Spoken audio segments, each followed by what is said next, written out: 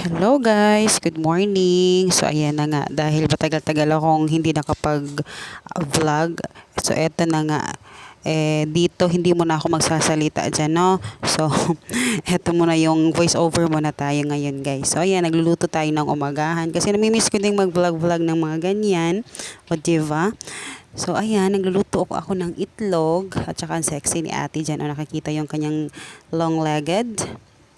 And ayan, kasi sa labas na kami nagluluto guys, sinagay ko dyan sa labas yung lutuan namin ulit kasi actually pinasok ko yan. Ngayon, nandiyan na siya sa labas kasi para talagang, kasi sabi bawal lumabas. Pero ayan, nakalabas tayo dyan, no?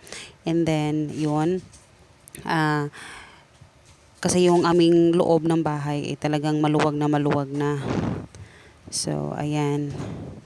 So, dito hindi ko alam kung ano yung sinasabi ko, no? Pero hindi kami nag-aaway niyan. Natatawa lang si Papa sa akin kasi nga nag-vlog-vlogging na tayo, 'di ba?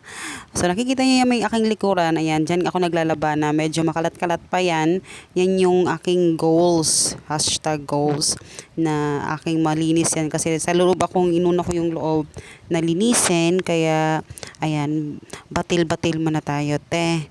So ayan, binabatil na niya. Favorite kami talaga yung itlog pag umaga kasi talagang solid, no? Solid talaga yung itlog. So ayan na nga, batil ng batil si ate.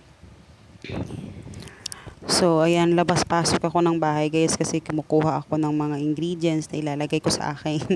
Niluluto kasi favorite namin talagang lagyan. Actually, ako, favorite kong lagyan ng spring onions. Yung mag-ama ko lang talagang dinadamay ko lang talaga sila sa kalokohan ko.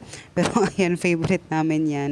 Masarap kasi siya yung lasa niya. So, ayan, yun nga, yung likod namin guys, plano namin yan talagang ipaanuhan ng bakod at saka talagang yung mahabang-mahabang ano talaga na firewall. So, ayan, niluluto ko na, no?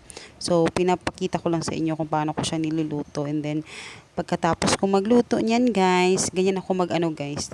Ever since naman nung maliit pa siya, ginaganyan ko niya, sinesepa-separate ko na yung kada ano namin para talagang fair, diba? So, ayan, talagang pinapakita ko sa inyo kung gaano kakalat yan dahil gusto kong ipakita sa inyo yan yung realidad. So, ayan, nagwawalis na si ate. So, yan yung favorite kong walis, guys. Nabili namin yan ng 100 petot, no? And, gusto ko siya kasi ako kasi masakit lagi yung likod ko, guys, kasi nga may ano ko sa likod. Kaya, ayan. So, ayan, nakikita niyo yung katotohanan na talaga namang napaka-dumi ng aming likuran. Pero yan yung aking gino-goals talaga na malinis. Kasi tapos na ako sa loob guys. So ayan. So sa loob, sa labas naman. Kasi nalilito pa ako kung ano yung gagawin ko dyan. Kasi nga, medyo ano, kailangan ko ng, basta marami pa kaming project na gagawin dyan ni Papa. So yan, for now, kasi kakatapos lang ni Papa mag-ano ng aming tubig, inayos niya yung mga tubo, ganyan. So, yan yung ano, realidad. So, naglilinis-linis ako. Actually, malinis naman talaga. Pero, ayan. O, diba?